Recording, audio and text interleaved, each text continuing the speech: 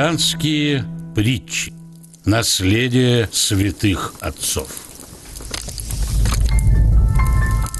Единственное орудие – любовь.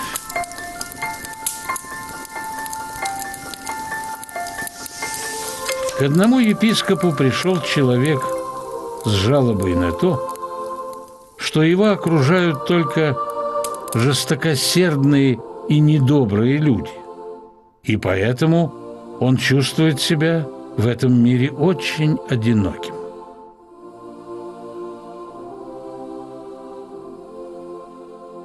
Епископ выслушал его и сказал: «На самом деле вокруг тебя много хороших людей. Просто люди подобны рудникам, в которые приходится проникать глубоко, чтобы найти скрытые в них сокровища.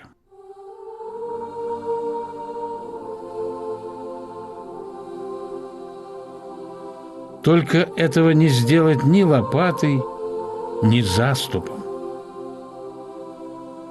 Единственное орудие, которое тебе поможет, называется любовь».